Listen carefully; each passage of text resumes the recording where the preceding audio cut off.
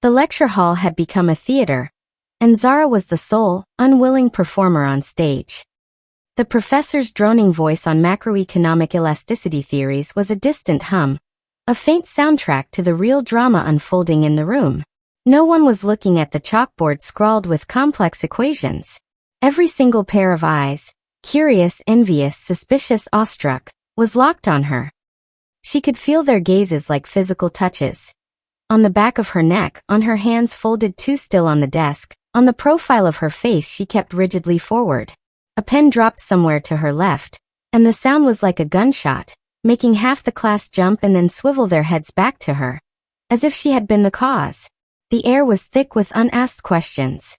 Whispers slithered through the rows like snakes, hissing just below the professor's monologue.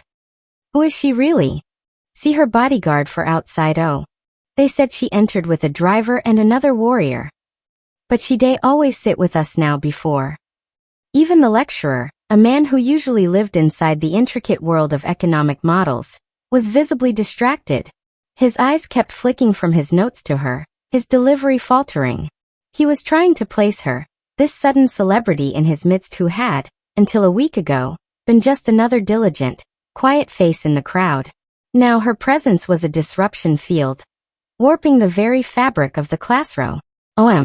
Zahrah kept her spine straight, her chin level, the way Miss Phillips had drilled into her. It was no longer a posture of confidence. It was a defensive shell, a carapace to hide the trembling, humiliated girl within. She stared at a fixed point on the chalkboard, seeing nothing, her mind a roaring static of panic and shame. This was 1,000 times worse than she had imagined. She wasn't just a student with a weird story, she was a spectacle. A zoo anim. Ow.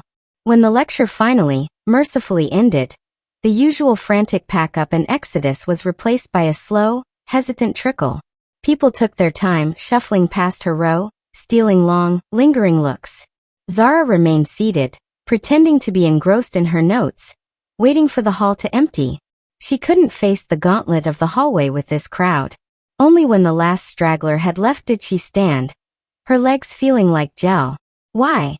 She walked to the door, her every step feeling measured and false. Alex was exactly where he said he'd be, leaning against the wall opposite the door, looking as out of place as a diamond in a quarry. He fell into step beside her without a word. Descending the stairs, she saw Jonathan. He was a statue of controlled vigilance at the bottom, his arms crossed, his dark sunglasses making it impossible to tell where he was looking, though Zahrah knew his gaze was constantly sweeping, assessing, categorizing every person who moved within a 20-meter radius. Students gave him a wide berth, flowing around him like water around a ROCK. The walk to the cafeteria was a nightmare in broad daylight. The staring was more overt now, out in the open. People pointed openly. Phones were subtly raised, taking pictures and videos. The bubble of her isolation was now a transparent, moving prison cell, with Alex and Jonathan as her ever-present ward. She saw Chizzy and Tola before they saw her. They were at their usual table, but they weren't talking. They were sitting in a tense, expectant silence, their trays of food untouched. They were waiting for her. As Zahrah and her entourage approached, their eyes widened. They had heard the rumors, but seeing it was different. Their gaze slid past Zahrah and locked onto Jonathan. He was the undeniable, physical proof that their world had been irrevocably split up. And Zahrah stopped at their table. Alex positioned himself a few feet away, his back to a pillar, giving a semblance of privacy while maintaining a clear line of sight. Jonathan, however, did not give them an inch. He took up a post at the end of their table, his stance wide, his focus entirely professional, and utterly terrifying in its intensity. He made no attempt to hide the fact that he was watching them, listening, assessing the threat level of two university girls with plates of jollof rice. For a solid 25 minutes, a silent, surreal standoff took place.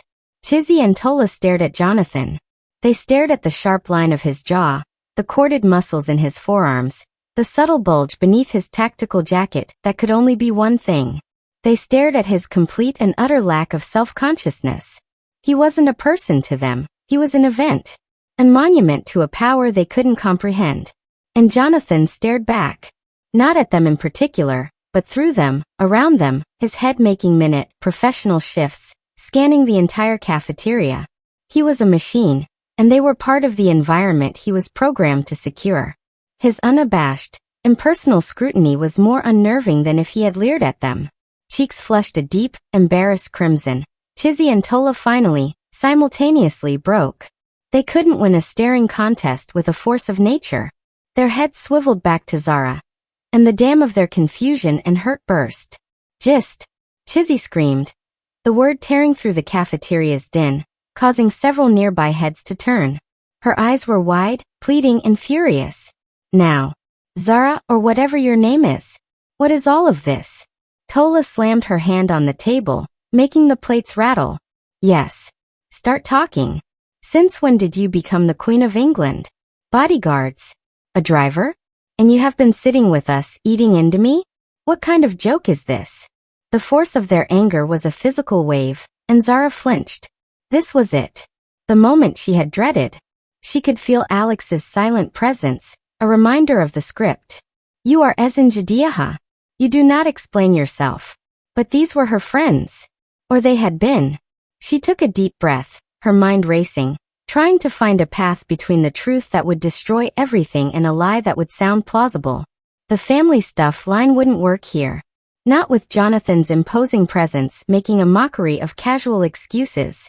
It's complicated, Zahrah began, her voice low, trying to pull them into a conspiratorial huddle, but the space was too open, too public. Complicated? Chizzy hissed, leaning forward. People are taking your pictures. They are saying you are an oil minister's secret daughter. They are saying you are a ghost. Complicated how? I'm my family. The lie felt like ash in her mouth. There was a security situation. A threat. My parents insisted on this. She gestured weakly at Jonathan and Alex. It's temporary. A precaution. Tola's eyes narrowed. What kind of threat? And what family? You always said your dad was a barber in Ajegunle.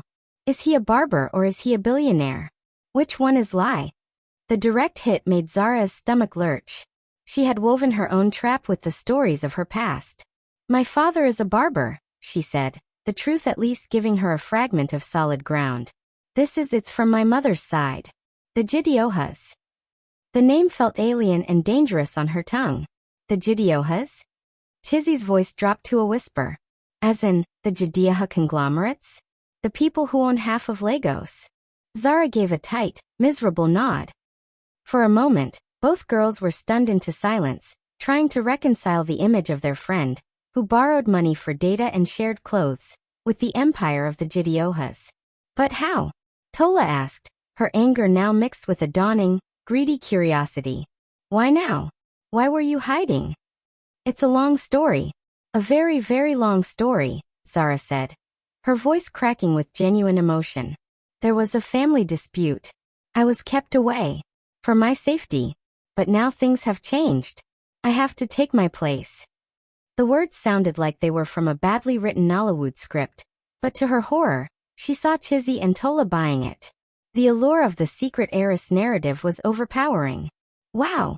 Chizzy breathed, her anger evaporating, replaced by sheer unadulterated fascination. She looked from Zahrah to Jonathan with new eyes. So, all this time, you were a princess in hiding? Don't call me that, Zahrah snapped, a flicker of her old self breaking through. I'm still me. I'm still the same person who studied with you for last semester's exams. But you're not, Tola said softly, her gaze drifting to Zahrah's hands, her posture, the new unplaceable accent that colored her words. You're different. You talk different. You walk different. You even glow different. The conversation spiraled for another hour. They fired questions at her, and Zahrah wove a tapestry of half-truths and outright lies, guided by the dossier she had memorized and her own desperate imagination.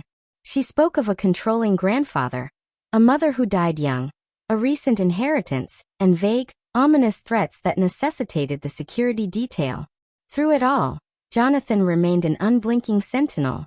He didn't react to the lies, to the drama, to the girl's fluctuating emotions. He was a constant, a reminder that this new reality was not a game. His presence forced a formality onto the conversation, preventing it from ever returning to the easy, profanity-laced banter they used to share. When the lunch break was over, and Zahrah stood to leave, the dynamic at the table had irrevocably shifted. Chizzy and Tola looked at her not as a friend, but as a source of thrilling gossip, a connection to a world they could only dream of. There was a new deference in their manner, a cautious awe that created a chasm Zahrah knew she could never cross again. "See you later, Chizzy said. Zahrah nodded. It was the last, crumbling piece of her old identity, and she clung to it. As she walked away, her two guards falling into formation around her, she heard Tola's whispered words to Chizzy, clear as a bell in the suddenly quiet cafeteria. "My God. We've been friends with a billionaire all this time and never knew." Zahrah didn't look back. The walk to her next lecture felt longer, the stairs heavier. She had faced her friends and survived, but she had lost them. In their place, she had two acolytes and a story so flimsy she was terrified a strong wind would blow it away. And hovering over it all, the silent, judging, unblinking presence of Jonathan, who had witnessed every pathetic, lying word. He was the keeper of the truth, the embodiment of her gilded cage, and as they walked, she had never felt more alone in her life.